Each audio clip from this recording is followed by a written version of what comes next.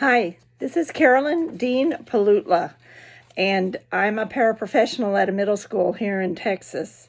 My action research report was about improving some behavior and attitudes among my students.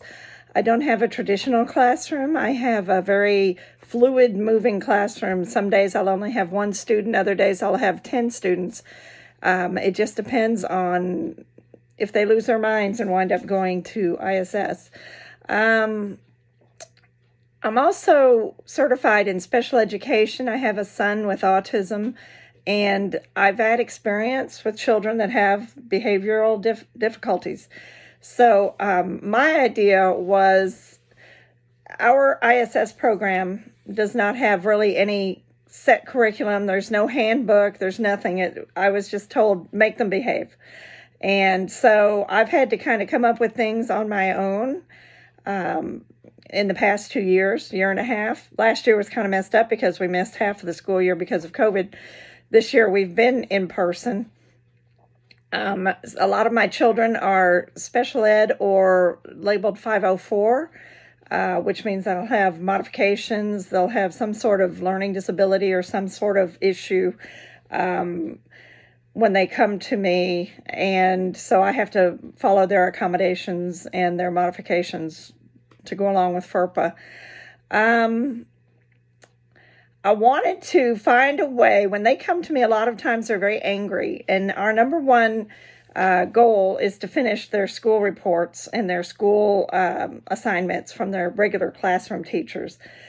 A lot of children will come in, they're very angry, they're very defiant, and they don't want to do the work. So my idea was, because some of them have ADHD and they are literally bouncing off the walls because we have several children who are not medicated. And sometimes I'll have several in the same class, which is always fun. So I was trying to think of a way to get some of that energy out of them.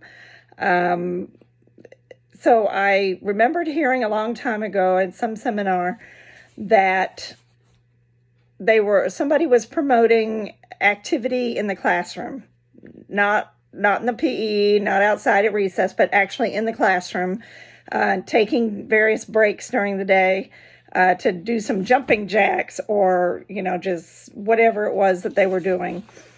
And that it showed that the kids did settle down afterwards. You would think maybe they would get a little crazy in the class, but apparently they did not. Then I found some research in the GCU library that said, excuse me, I'm sick, I'm sorry, that said, and it's all listed in my paperwork, that said vigorous exercise would result in on-task behavior and better academic learning results.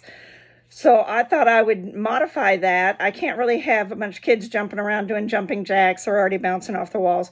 So I thought maybe if we use light exercise, like just walking around the room, which the children are not allowed to normally do on their own in ISS.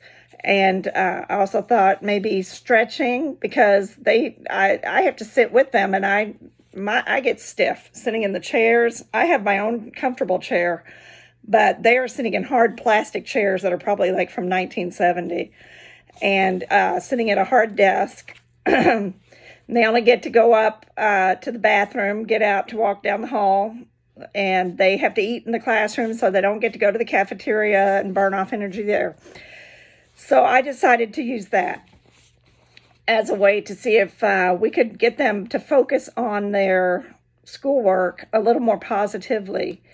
And I brought in the exercise called EBBs, which they were calling EBBs, but it's called Energizer Brain Breaks. And it's supposed to help them get a little bit of blood and oxygen to their brain, to their limbs, so that they feel a little better, so they're not cramping and their legs aren't cramping and their rear ends aren't hurt. That's a big complaint, is their butts hurt because we're sitting on hard plastic. So For a week, I worked with various groups of kids. There were different numbers of students each day. Some students carried over because they had to serve several days of ISS. Some students were only in there one day. I created a small survey and asked them to reflect on what they thought about the EBBs. And I only had about 13 kids altogether in a week. But every single one of them was very enthusiastic about doing this. And we actually worked it into a routine where the students had the chance to choose what activity they wanted to do. And it had to be something quiet. It had to not disturb anybody else that was in the room. It had to be just for a short amount of time, between 3 to 5 minutes. And the student would get to choose if they wanted to just walk around the room for 3 minutes, or if they wanted to sit on the floor and stretch their legs because their legs were hurting for 5 minutes. It was up to them. And they really looked forward to having those choices, because in ISS they had no choice in anything. And so that actually worked out very well. And we even had a little sign language. They would go like this if they wanted to do stretching. If they wanted to walk, they'd go like this. And I would touch my watch and say, and they'd go 3 minutes, 5 minutes, whatever it was. And it worked out really good. And they actually did afterwards for about half an hour, maybe 15 minutes to half an hour. It was very peaceful. It was very quiet. The kids were doing their work. The condition was if their work was not getting done, we just wouldn't do it. We just would not have the exercise. And they really looked forward to it. And this crossed boys and girls. This crossed Black students, white students, Hispanic students. There's some Arabic students. We had a whole bunch of different kinds of diverse kids, and it was just popular all around. So I'm hoping when I have my evaluation with my supervisor, my administrator, to take my action report with me and show it to her. And I've already put in that I will not be the ISS teacher next year. And she seems a bit more progressive as far as she wants restorative practices in ISS instead of just punishment, which I totally agree with, because many of the kids have behavioral issues that if you work with them, they're fine. They do good. They do the best they can. But a lot of them have bad reputations, and they're just ready to give up, a lot of them. And I don't want to see that. I want everybody to have a chance to be successful. So, oops, I'm going over my time. So that's my report.